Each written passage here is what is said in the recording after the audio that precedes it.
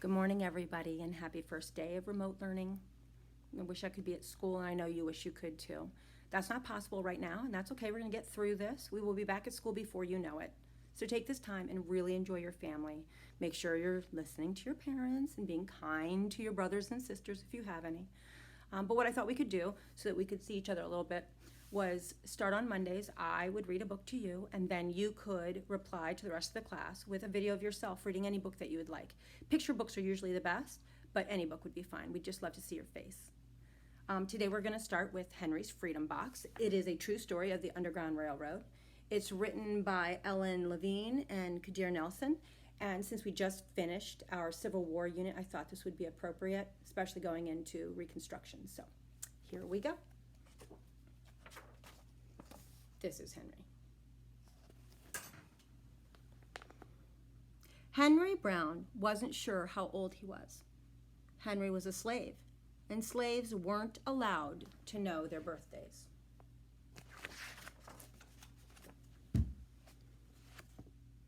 Henry and his brothers and sisters worked in the big house where the master lived. Henry's master had been good to Henry and his family. But Henry's mother knew things could change. Do you see those leaves blowing in the wind? They are torn from the trees, just like slave children are torn from their families.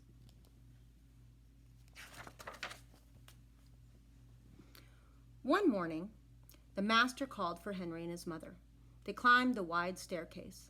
The master lay in bed with only his head above the quilt. He was very ill. He beckoned them to come closer. Some slaves were freed by their owners. Henry's heart beat fast.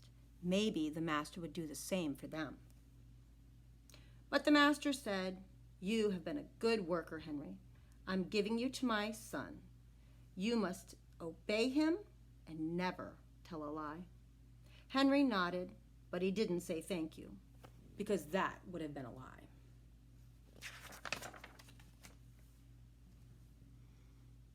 Later that day, Henry watched as birds soared high above the trees. Free bird, happy bird, Henry thought. Henry said goodbye to his family. He looked across the field. The leaves swirled in the wind.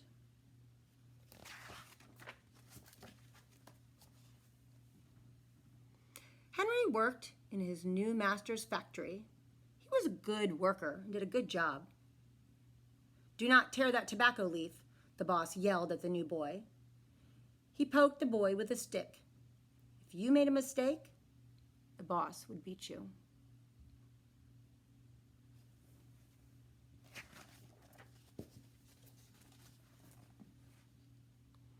Henry was lonely. One day, he met Nancy, who was shopping for her mistress. They walked and they talked and agreed to meet again. Henry felt like singing, but slaves didn't sing in the streets. Instead, he hummed all the way home.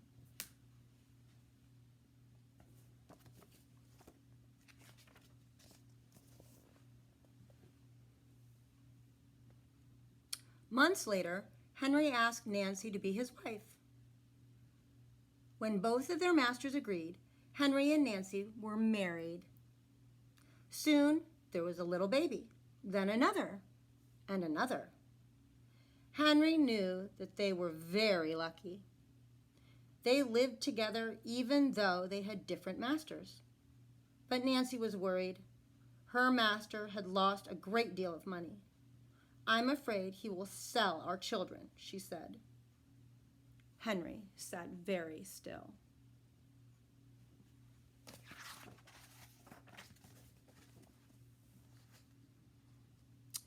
His friend James came into the factory.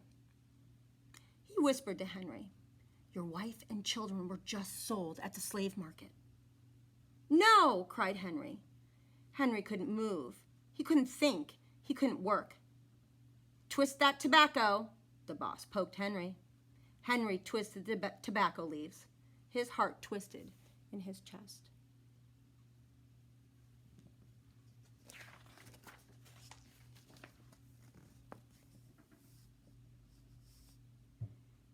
About lunchtime, Henry rushed to the center of town. A large group of slaves were tied together. The owner shouted at them. Henry looked for his family. "Father, father!" Henry watched his children disappear down the road. Where was Nancy? He saw her the same moment that she saw him. When he wiped away his tears, Nancy, too, was gone.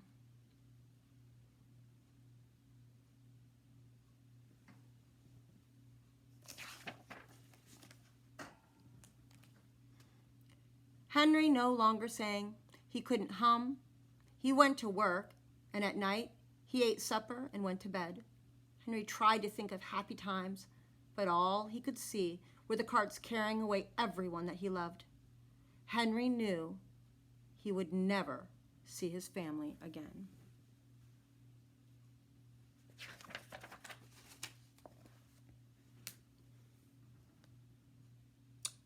Many weeks passed. One morning, Henry heard singing. A little bird flew out of a tree and into the open sky, and Henry thought about being free. But how? As he lifted a crate, he knew the answer. He asked James and Dr. Smith to help him. Dr. Smith was a white man who thought slavery was wrong. They met early the next day at an empty warehouse. Henry arrived with a box. "I will mail myself to a place where there are no slaves," he said.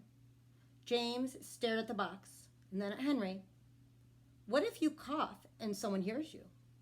"I will cover my mouth and hope," said Henry.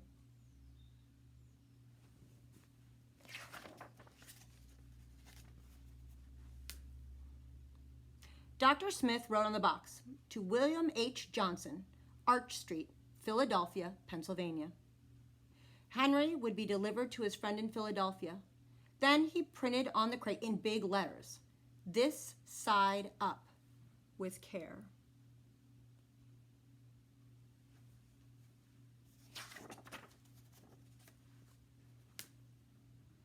Henry needed an excuse to stay home, or the work boss would think he had run off. James pointed to Henry and his sore finger, but Henry knew it wasn't enough. He opened a bottle of oil of vitriol. "No!" cried James. Henry poured it on his hand, and it burned his skin to the bone. Now the boss would have to let him stay home.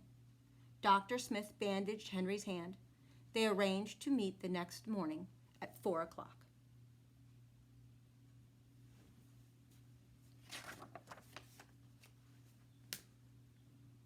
The sun was not up yet when Henry climbed into the box. "Ready," he said. James nailed down the lid. Dr. Smith and James drove to the station. The railway clerk tipped the box over and nailed a paper to the bottom. Dr. Smith begged the clerks to be careful, but they didn't listen. They threw the box into the baggage car.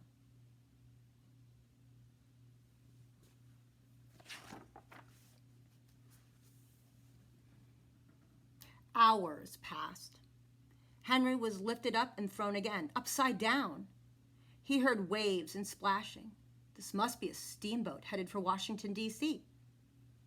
The ship rode smoothly, but Henry was still upside down. Blood rushed to his head. His face grew hot. His eyes ached. He thought his head would burst, but he was afraid to move. Someone might hear him.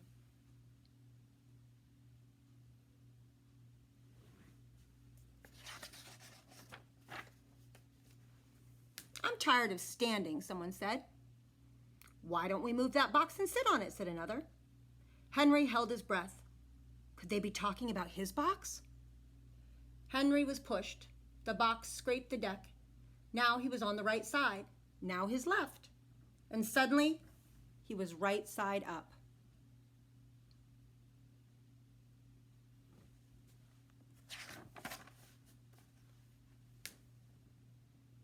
"What do you think is in here?" said the first man. "Mail, I guess," said the other. "I am mail," thought Henry, but not the kind they imagine. Henry was carried off the steamboat and placed in a railroad car, this time head up.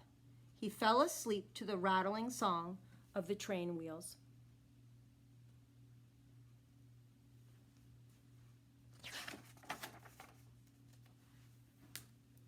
He awoke to loud knocking. "Henry, are you all right in there?" "All right," he answered. The cover was pried open. Henry stretched and stood up. 4 men smiled at him. "Welcome to Philadelphia." At last, Henry had a birthday, March 30th, 1849, his first day of freedom. And from that day on, he also had a middle name. Everyone called him Henry Box Brown.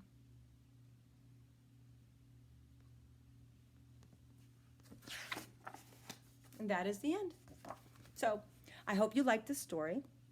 Sorry that I don't have a nice little table that I'm sitting at, but you know that I just got a puppy about 4 months ago, and he loves to eat everything. And I tried to read the story thinking, oh, that'd be fun. Let's have Hank sit with me while I read. But he started eating the corners of my book. So I had to move away from my dog and the barking and come up here kind of in a hiding place in a spare bedroom. So I apologize if it's a little hard to see. I'll try to find a better place and try to take care of my dogs and maybe leave them outside next time I try reading to you. But again, I hope that you get an opportunity to read a book to us, share it as a reply to this email, and I hope you're all doing well.